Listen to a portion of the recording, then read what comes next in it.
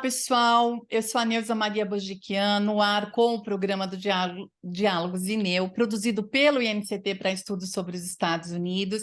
Nesse vídeo, o pesquisador Flávio Contreira, que é da Unesp e também é pesquisador do INCT nosso, faz uma análise sobre os resultados das eleições de meio de mandato ocorrida nos Estados Unidos no último dia 8 de novembro.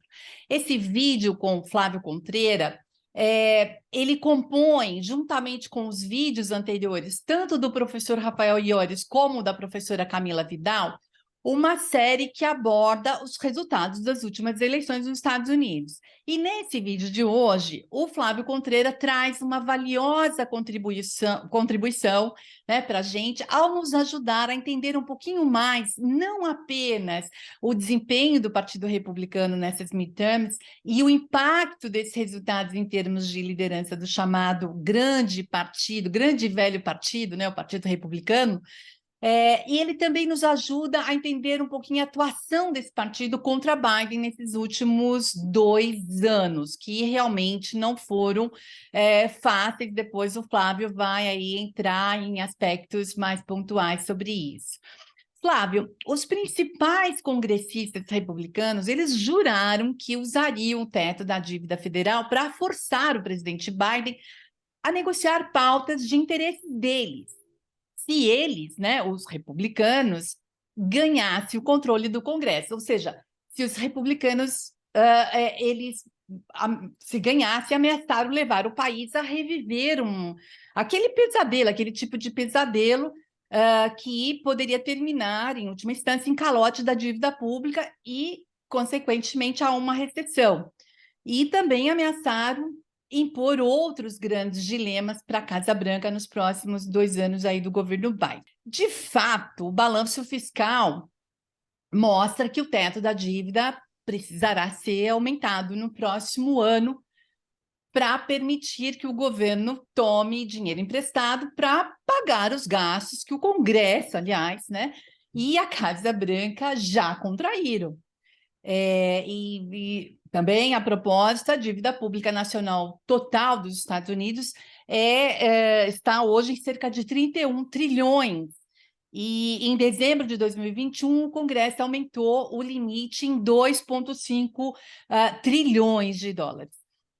E um dado histórico bastante interessante é que o Congresso aumentou esse limite do teto 78 vezes desde 1960, isso de acordo com os dados publicados pelo Departamento do Tesouro dos Estados Unidos. Mas, agora aqui, voltando à postura competitiva dos republicanos, o governo Biden estava, de fato, sendo ameaçado a reviver aquelas batalhas que eles, os democratas, travaram com os republicanos do Congresso durante o governo Obama. Ou seja, sendo ameaçados de se ver naquela difícil posição de ter que escolher entre comprometer a credibilidade do país ou ceder às exigências dos republicanos para cortar gastos, o que implicaria, no momento, em cortes na Previdência Social e no Medicare, programas muito caros ao governo Biden, né, muito importantes para o governo Biden.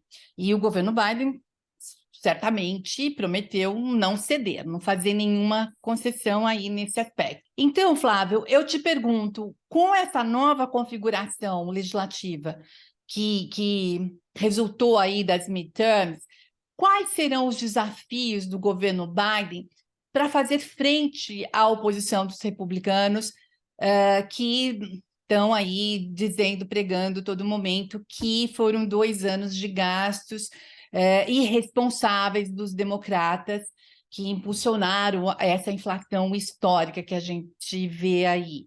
Então, fique com a palavra, tome a palavra aí você. Muito obrigado pela sua presença aqui hoje. E eu quero te ouvir a respeito disso, né? Quão difícil vai ser a vida dos democratas, ou não, ou vai ser tão difícil quanto a dos republicanos no Congresso.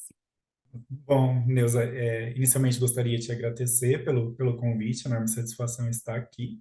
E antes de falar da atual configuração do Congresso, eu gostaria de explorar um pouco sobre como foram os 2 primeiros anos de oposição republicana ao Biden, para a gente conseguir contextualizar como se chegou a esse momento.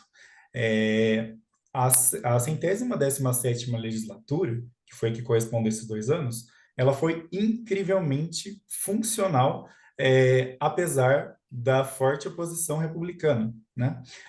Funcional por quê? Bom, porque os democratas, eles tinham controle sobre as duas casas, né?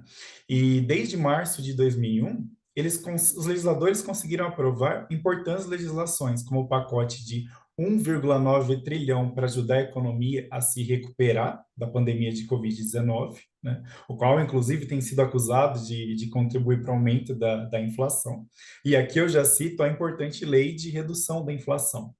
Mas é especialmente notável algumas medidas que foram bipartidárias, né? Ou seja, com apoio do Partido Republicano, como a reforma postal, o pacote de infraestrutura, a tão esperada lei anti-linchamento, o CHIPS Act, que é para estimular a pesquisa científica e a produção de semicondutores, a lei de segurança de armas, que, embora modesta, ainda importante, né?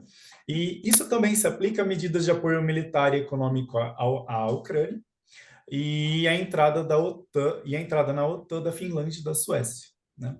É verdade que os democratas eles enfrentaram um desafio maior no Senado. Por quê? Porque no Senado os democratas tinham uma maioria mais estreita, né?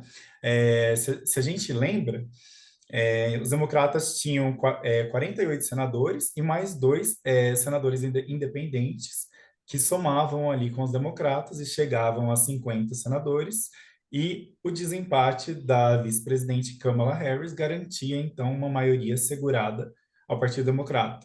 Nesse contexto, não poderia haver traições. Então, um desafio importante para o Partido Democrata nesse contexto foi manter a sua própria unidade. Mas mesmo os democratas mais progressistas, como Bernie Sanders, Elizabeth Warren, aí uma série de progressistas na Câmara entenderam que esse era o momento de construir consenso para poder avançar uma série de legislações, inclusive no que concerne a uma pauta climática mais ambiciosa.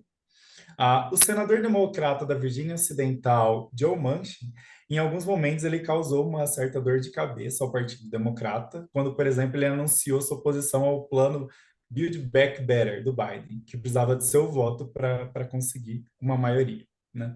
Mas apesar desses desafios, os republicanos eles não se opuseram frontalmente a toda e qualquer legislação no Congresso, né? Aqui a gente poderia destacar um levantamento que o New York Times fez a respeito de 5 legislações importantes, né? Que são a infraestrutura, a política para a China, a de segurança das armas, a assistência médica de veteranos e serviços postais. Esse levantamento mostra que 21 senadores republicanos votaram em ao menos 3 dessas legislações, e apenas 5 senadores republicanos não votaram em nenhum desses projetos. Então, esses dados mostram que, apesar de algumas dificuldades pontuais no Senado, a legislatura nos primeiros 2 anos de Biden foi, de fato, funcional, né?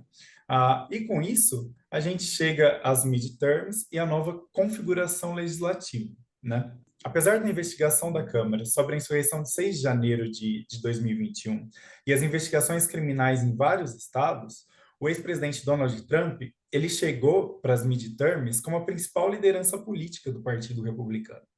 O Trump endossou pessoalmente mais de 130 candidatos republicanos para a Câmara e para o Senado, bem como governadores e outros cargos. E qual que era o critério mais importante do Trump para escolher esses candidatos? O alinhamento ao trumpismo, no que inclui o não reconhecimento da vitória de Joe Biden em 2020.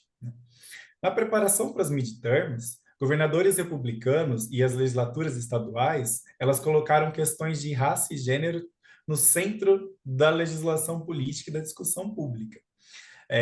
Dados interessantes que a gente pode destacar são que os republicanos introduziram leis para restringir ou eliminar o direito ao aborto em 30 estados. Eles também introduziram 238 leis antidireitos LGBTQIA+, metade delas voltadas para as pessoas transgêneros, e eles também defenderam a proibição de ensino de teoria crítica racial nas escolas públicas.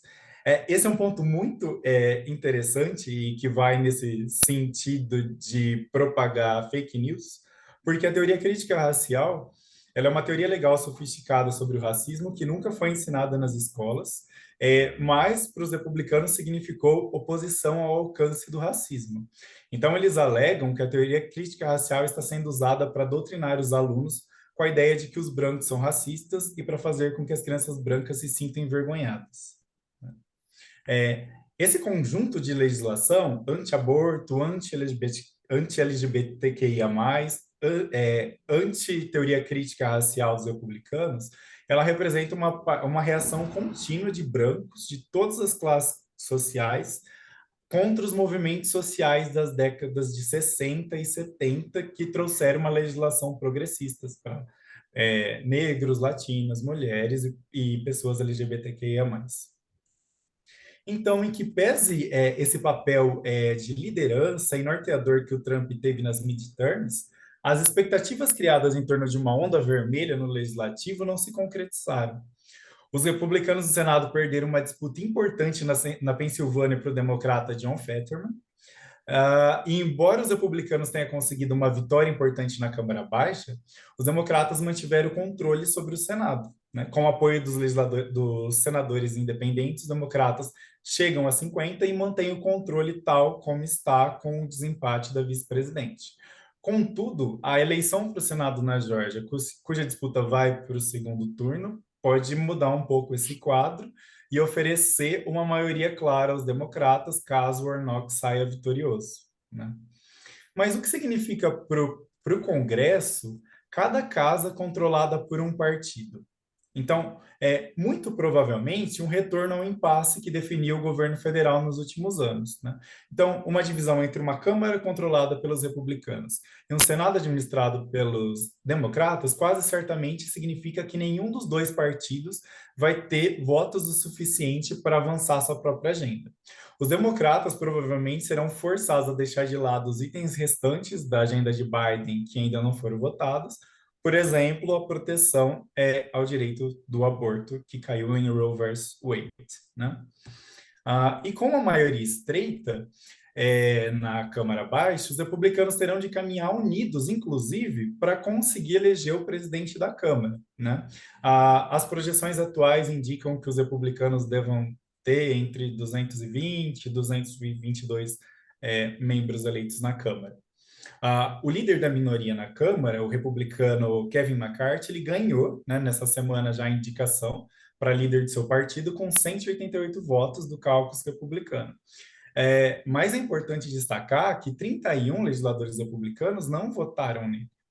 E McCarthy vai precisar de 218 votos para ganhar a presidência quando o 118º Congresso instalar, né? Então, ele vai ter que costurar uma unidade entre os republicanos mais conservadores, fazer algumas concessões para conseguir ser o presidente da casa. Né? E qual que é a posição dos republicanos nesse contexto? Os republicanos eles estão posicionados para adotar uma velha estratégia. Quando o democrata esteve na Casa Branca nas últimas décadas, os republicanos do Congresso eles abraçaram os pedidos de redução de gastos do governo, como você bem mencionou no início, né, argumentando que a dívida e os déficits estavam fora de controle. Então, na década passada, os republicanos usaram essas ameaças para bloquear gastos e tornar mais difícil para o Barack Obama avançar sua agenda. Paradoxalmente, quando Trump estava na Casa Branca, os legisladores republicanos aprovaram orçamentos e medidas fiscais que, inclusive, elevaram a dívida e o déficit a novos patamares. Né? E ainda, se cumprirem suas promessas de campanha, os republicanos na Câmara eles poderão abrir um processo de investigação contra o Hunter Biden e um processo de impeachment politizado contra Joe Biden. Essas iniciativas, apesar de não prosperarem no Senado, elas podem gerar algum desgaste político para o democrata. Mas também a gente não pode descartar que esse desgaste recaia sobre os próprios republicanos, como já ocorreu anteriormente. Após abrir o processo de impeachment contra Bill Clinton, os republicanos viram a popularidade do então presidente saltar para 78%. Então, é um movimento arriscado. Ainda, os republicanos na Câmara, eles poderão usar a ameaça de paralisação do governo para conter o presidente Biden. Trump, inclusive, já pressionou os legisladores do partido a usar essas táticas para obter concessões dos democratas. Então, assumindo que haveria uma onda vermelha que varreria os democratas das duas casas do Congresso, Trump foi o grande perdedor das midterms, né? Então, a gente pode fazer essa divisão entre o Trump e o trumpismo e o Partido Republicano. O Partido Republicano teve uma vitória importante, né, ao conquistar a Câmara Baixa e, como a gente viu, pode instruir pontos de vetos importantes à agenda democrata. Mas Trump, pessoalmente, foi o grande derrotado, tendo em vista que muitos dos candidatos que ele apoiou e a esperada vitória não ocorreu, né? Essa vitória, ela era esperada em torno de algumas expectativas, né?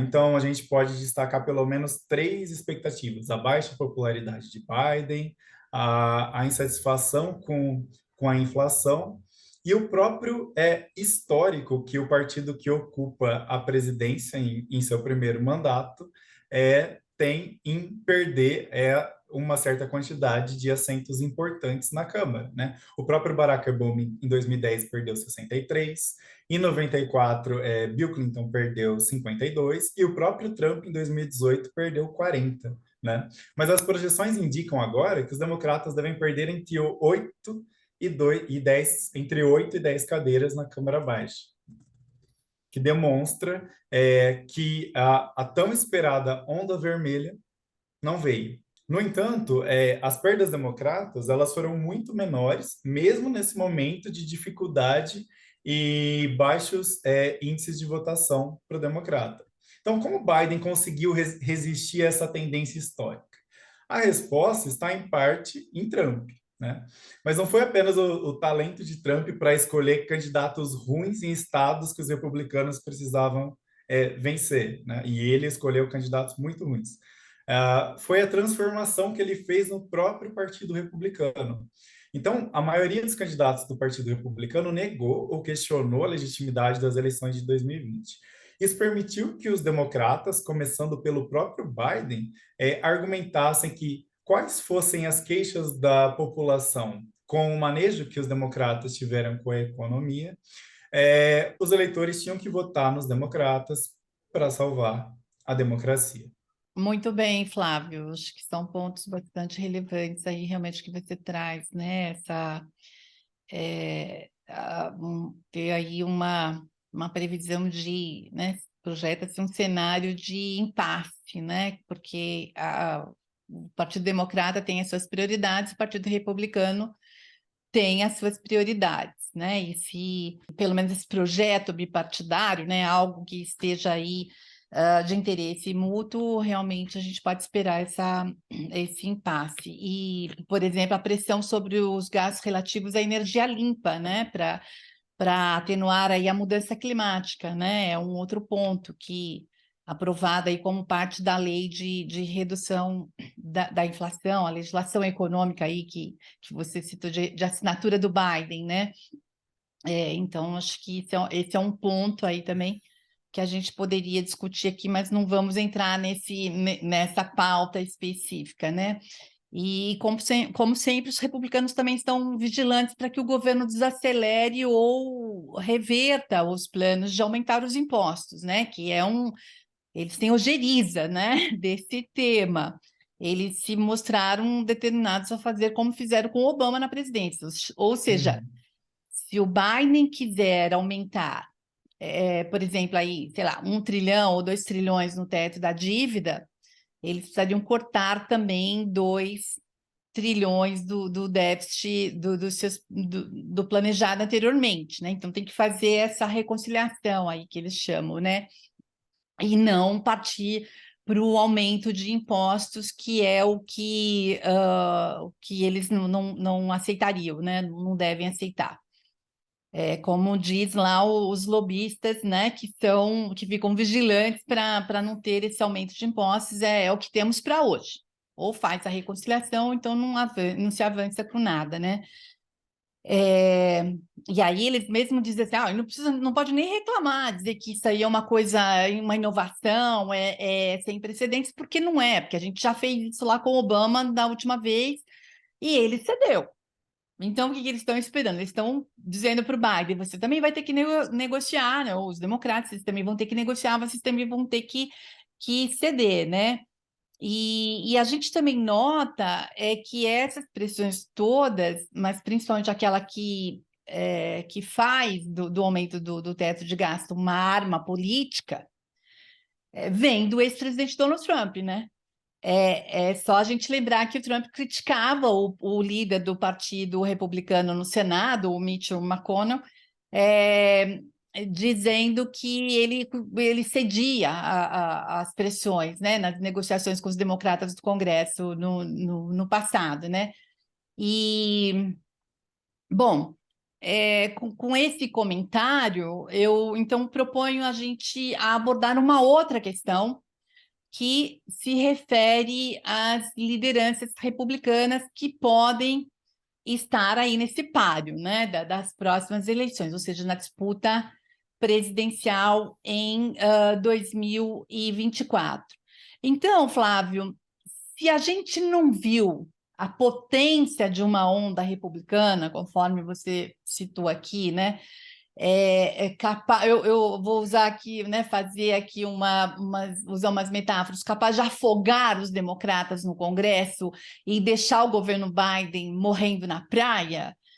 Por outro lado, os republicanos tiveram alguns ganhos excepcionais, como foi o caso realmente da Flórida com a vitória do republicano Ron DeSantis, né?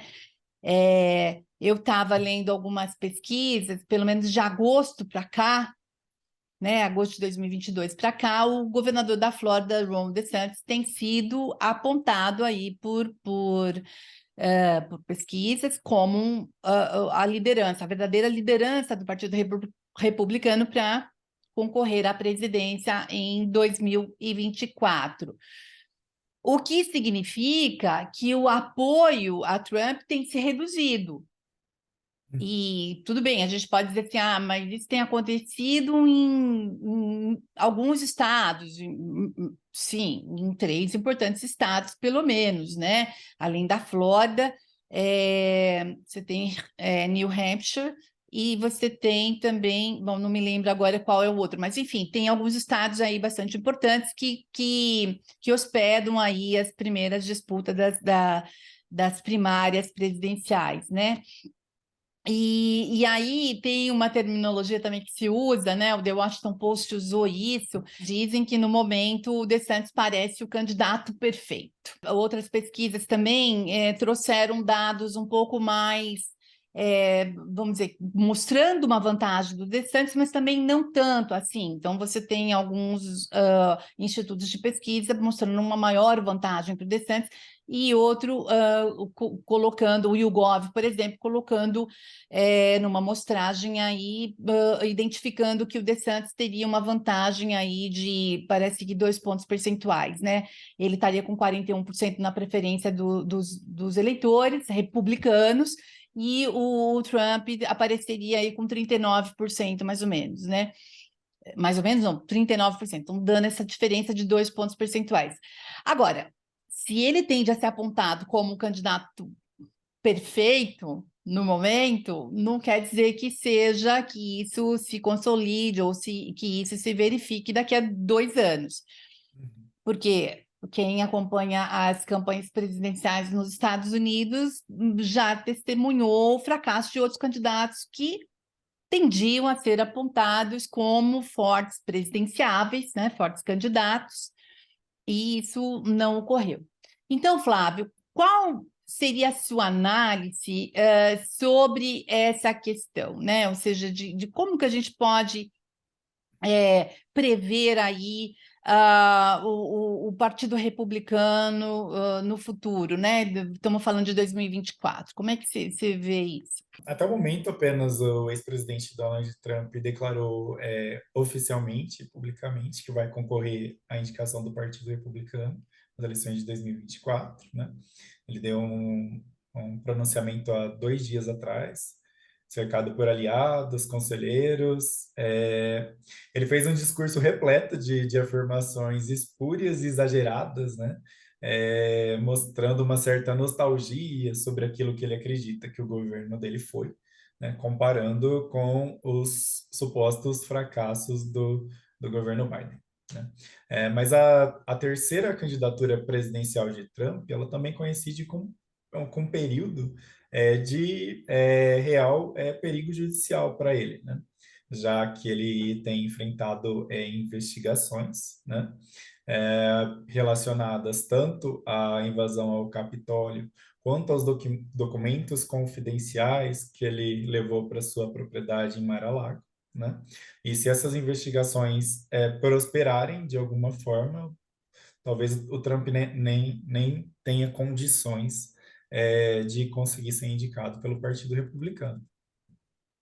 É curioso a gente observar que Trump ele terminou o seu mandato com o índice mais baixo de aprovação de qualquer presidente, né? Mas os eleitores republicanos em si viam ele favoravelmente, né? Ah, essa militância que ele consegue mobilizar, ela pode oferecer alguma vantagem, ou no mínimo algum fator competitivo nas primárias, em comparação com os outros potenciais candidatos que os eleitores ainda estão se familiarizando. Entre esses candidatos que expressaram intenção de concorrer, mas ainda não formalizaram, está o ex-vice-presidente Mike Pence, né? Mas que certamente ele vai enfrentar dificuldades para avançar no eleitorado republicano, sobretudo no eleitorado do Trump, já que ele não foi condescendente em bloquear a certificação da vitória do presidente Biden em 2020. Ah, e outros possíveis candidatos que a gente poderia citar são Chris Christie, ex-governador de Nova Jersey, Ted Cruz, senador pelo Texas, Larry Elder, candidato na eleição para governador na Califórnia, Nikki Haley, ex-governadora da Carolina do Sul, Larry Hogan, governador de Maryland, Asa Hutchinson, governador do Arkansas, Mike Pompeo, ex-secretário de Estado, Francis Soares, prefeito de Miami, e mais especialmente a gente deve prestar atenção agora nos próximos passos do reeleito governador da Flórida, Ron DeSantis. DeSantis ascendeu a um status, uma espécie de herói entre os conservadores culturais, e ele é amplamente considerado como a versão mais polida do Donald Trump, né? Então, de fato, DeSantis credenciou-se nessas midterms como o principal adversário para Trump no Partido Republicano, sobretudo pela larga vitória que ele obteve na Flórida, inclusive avançando sobre distritos democratas, né? Então, o DeSantis está em alta entre os republicanos na Flórida, devido às suas posições contrárias ao isolamento na pandemia, sua combatividade em relação ao governo Biden e também a sua agenda identitária e migratória que relaciona com aquela agenda que destaquei no começo, né? Pesquisas recentes, como você bem pontuou, Neuza, elas colocam o DeSantis como um candidato competitivo para enfrentar o Donald Trump no Partido Republicano. E após as midterms, o DeSantis apareceu pela primeira vez numericamente à frente do Donald Trump. Curioso também que o DeSantis tem acumulado um financiamento de campanha grande, né, já são de aproximadamente 130 milhões de dólares, inclusive de muitos doadores nacionais que também apoiaram o Donald Trump. O anúncio da candidatura de Trump, ela não foi bem recebida, mesmo na mídia aliada, né? Aqui a gente pode destacar o império midiático do conservador Rupert Murdoch, que chamou o ex-presidente de maior perdedor, né? Que ele mostra um juízo cada vez mais pobre. Essa percepção foi difundida no New York Post, inclusive nas Fox News, que não faltou elogios ao Ron DeSantis, mas é muito cedo para a gente afirmar que o Trump perdeu o apoio do Murdoch. Em 2015, ele fez um movimento semelhante de crítica ao Trump, mas tão logo o Trump avançava na campanha, então ele conferiu apoio ao Trump. Mas Trump e e DeSantis, eles são amplamente vistos no Partido Republicano como potenciais rivais para a indicação presidencial em 2024. E os contrastes públicos e as tensões nos bastidores revelam o quão ameaçador o governador da Flórida se tornou para Donald Trump. Então, é verdade que o Trump ele conta ainda com o apoio expressivo de uma minoria barulhenta, né? Que pode fazer diferença nas primárias, mas DeSantis sai fortalecido dos midterms e se credencia como um rival à altura para enfrentar Donald Trump, caso ele consiga escapar dos indiciamentos e se firmar como candidato.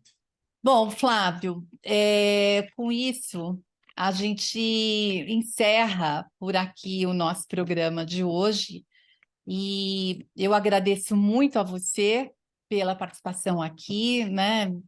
O convite está feito para você voltar a falar com a gente ainda vai discutir mais sobre esse assunto e eu espero que o pessoal aqui que nos acompanha no canal que tenham gostado de mais um vídeo que a gente colocou aqui no ar para vocês, trouxe aqui para vocês, e que vocês continuem acompanhando o nosso programa sobre políticas doméstica e internacional dos Estados Unidos aqui no canal do INCT Neo no YouTube. Lembrando que se você não se inscreveu no nosso canal, que você pode fazer isso.